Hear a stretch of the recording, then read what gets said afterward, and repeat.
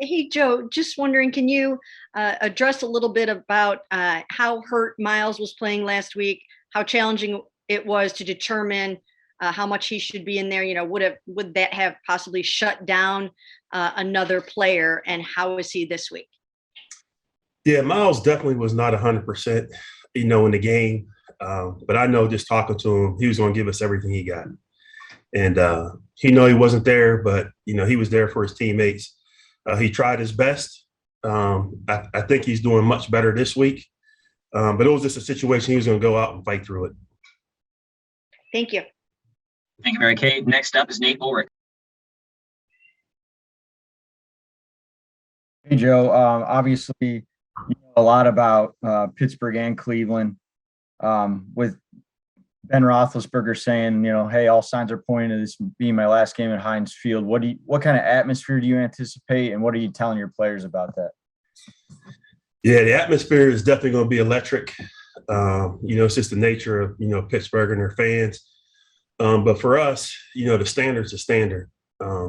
Whether it's the first game of the year, a game with playoff implications, Ben possibly being his last game, our job is to go out and play our defense to the best of our ability to give us an opportunity to win.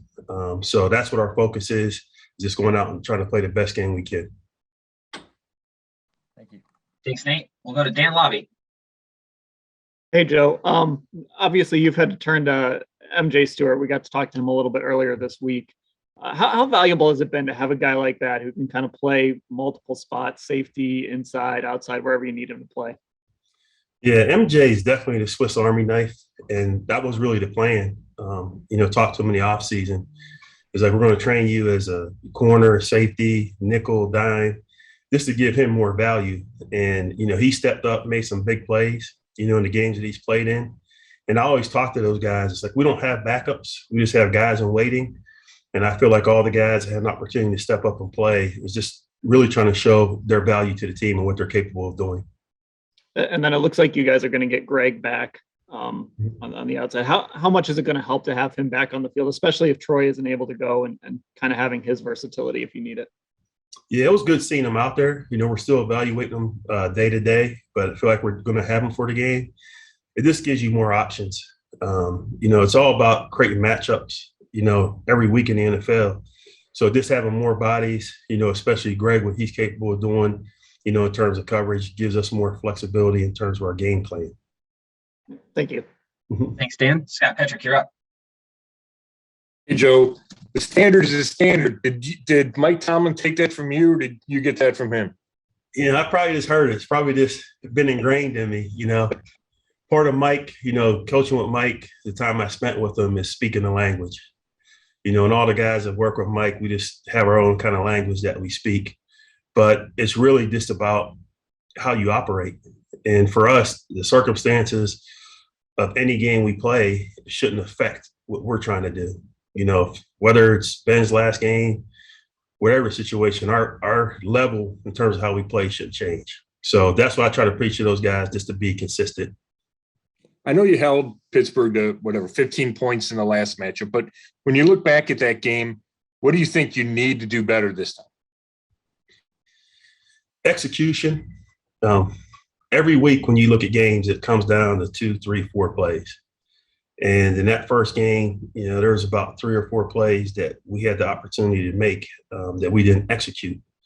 So always stressing, the fundamentals, executing your technique better than your opponent, tackling, taking advantage of turnover opportunities. We were just off a little bit in that game. We just had to be better. Thanks. Thanks, Scott. Marla, right now, you're up. Yeah, Joe, just a quick one. You might not know about JOK being sick. Do you have a feel on whether you'll have him or not? Not right now. It's day to day. I know he was on the meetings today, so that's a good sign. But it's just, he's healthy enough. I'm sure he'll play. We just got to monitor it day to day. And did you ever meet John Madden? You know what? I never did. I know he's a legend. Just with everything he's done in this league, it was sad to hear that news. But I know he's touched a lot of people throughout his career.